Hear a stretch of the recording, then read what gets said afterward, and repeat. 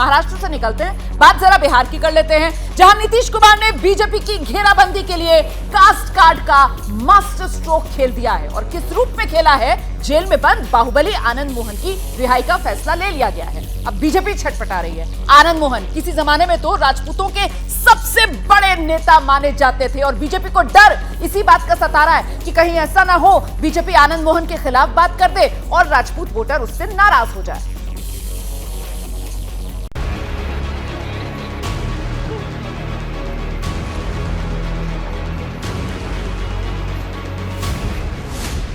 जिस दिन बेटे की सगाई हुई उसी दिन बाहुबली पिता की रिहाई का आदेश सरकार ने जारी कर दिया।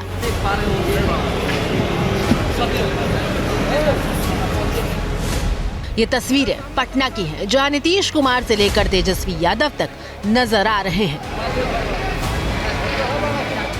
सोमवार की रात ये लोग आरजेडी के विधायक चेतन आनंद की सगाई में शामिल होने पहुंचे थे। चेतन आनंद शिवहर से विधायक हैं और बाहुबली आनंद मोहन के बेटे हैं। डीएम की हत्या में उम्र कैद की सजा काट रहे आनंद मोहन को रिहा कर दिया गया है। रिहाई का आदेश ऐसे वक्त में सामने आया जब आनंद मोहन पैरोल पर बाहर है। बिहार की राजनीति में आनंद मोहन की रिहाई का ये फैसला महागठबंधन खासकर नीतीश कुमार के लिए मास्टर स्ट्रोक माना जा रहा है। वहीं बीजेपी के अंदर सरकार के इस फैसले को लेकर छटपटाहट है। देखिए, आनंद मोहन की रिहाई से हमारा विरोध नहीं है। 2024 के चुनाव पर आनंद मोहन की रिहाई का असर कितना बड़ा होगा, इसे समझने के लिए आनंद मोहन की ताकत को सियासी तराजू पर तौलना होगा। 90 के दशक में जब पूरे बिहार में लालू यादव के परिवार का दबदबा था तो उस वक्त राजपूत जाति से आने वाले आनंद मोहन सवर्णों के नेता के तौर पर उभरे थे और उनकी पहचान एक बाहुबली नेता के तौर पर हो गई थी। अब 14-15 साल बाद जेल में रहने के बाद सलाखों से बाहर आ रहे हैं तो ये कयास लगाए जा रहे हैं कि राजपूत जाति के सिरमौर बने आनंद मोहन क्या बिहार की राजनीति में समीकरण को बदलेंगे? वैसे एबीपी न्यूज से बातचीत में आनंद मोहन कहते हैं कि वो जाति की राजनीति नहीं करते बल्कि हर वर्ग के साथ जुड़ाव है। हमारे फितरत में ये नहीं है कि हम राजपूत करें, यादव करें, बैकवर्ड करें, फॉरवर्ड करें, हिंदू करें, मुसलमान करें, 75 और 15 करें, 90 और 10 करें।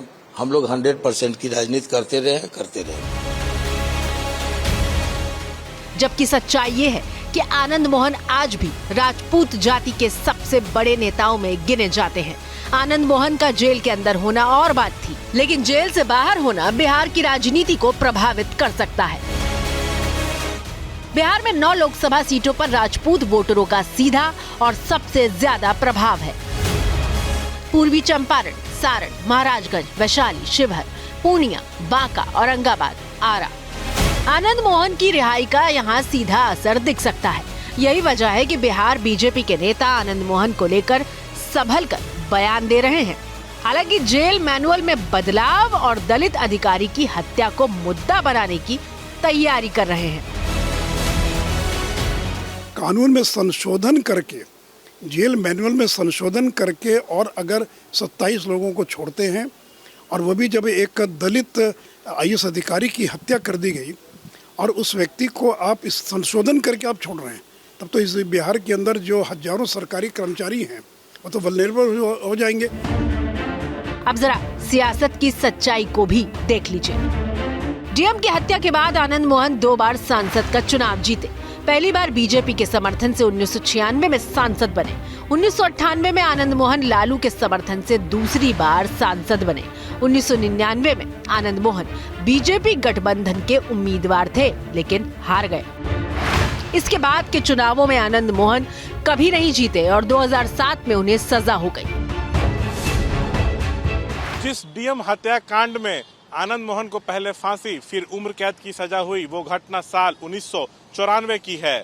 आनंद मोहन की पार्टी के बाहुबली नेता छोटन शुक्ला की हत्या हुई थी। उन्हीं की शव यात्रा का नेतृत्व आनंद मोहन कर रहे थे। इस जुलूस की गुस्साई भीड़ ने डीएम की हत्या कर दी थी। बिहार की राजनीति में आनंद मोहन की रिहाई से खलबली मची हुई है, तो पड़ोसी उत्तर प्रदेश में बीएसपी प्रमुख मायावती दलित कार्ड खेलकर नीतीश कुमार पर अटैक कर रही हैं। मायावती कहती हैं कि आनंद मोहन बिहार में कई सरकारों की मजबूरी रहे हैं, लेकिन गोपालगंज के तत्कालीन डीएम कृष्णैया के हत्या के मामले को लेकर नीतीश सरकार का दलित विरोधी और अपराध समर्थक कार्य से देश भर के दलित समाज में काफी रोष है। चाहे कुछ मजबूरी हो, किंतु बिहार सरकार इस पर जरूर पुनर्विचार करे। नीतीश जी सोच रहा है वो उसको बाहर लाए तो पूरा राजपूत का वोट मिलेगा, फिर उसको गवर्नमेंट फॉर्म करने में मदद होगा बोल के सोच रहा है। ये तो गलत है, अच्छा इंसान को लेना चाहिए। अब जरा बिहार की राजनीति में दलित और राजपूतों की सियासी ताकत समझ लीजिए। राजपूतों की संख्या 5% के आसपास है और अभी इस जाति के 7 सांसद हैं। दलितों की संख्या 16% के आसपास है और अभी इस जाति के 6 सांसद हैं। 2019 में राजपूत जाति के 5 सांसद बीजेपी से जीते, जबकि एक जेडीयू और एक एलजेपी से। दलितों की बात करें तो 2019 में 3 एलजेपी, 2 जेडीयू, 1 बीजेपी से जीते थे।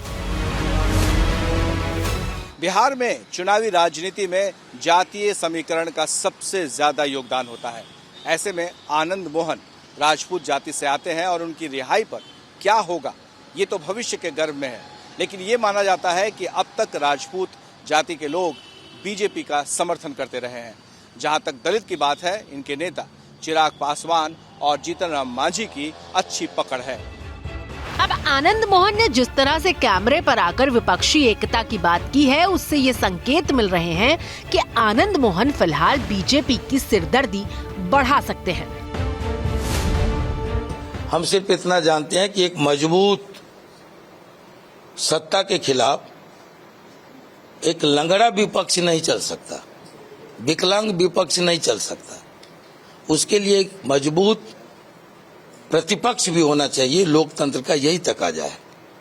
इसके लिए कभी डॉक्टर लोहिया ने काम किया था, इसके लिए कभी जेपी ने काम किया था। इसके लिए अगर नीतीश जी निकले हैं तो स्वागत योग्य कदम है। आनंद मोहन की पत्नी लवली आनंद 1994 में वैशाली से सांसद बनी थी। हालांकि इसके बाद वो कभी सांसद का चुनाव नहीं जीती, लेकिन अब ऐसा माना जा सकता है कि लवली आनंद वैशाली या फिर शिवहर से महागठबंधन की उम्मीदवार हो सकती हैं। क्या मजबूरी है मेरी, बताइए।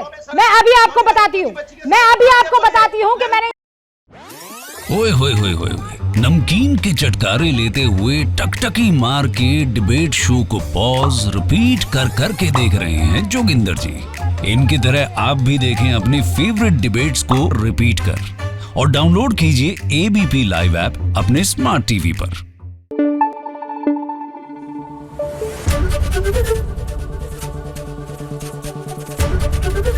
एबीपी न्यूज आपको रखे आगे।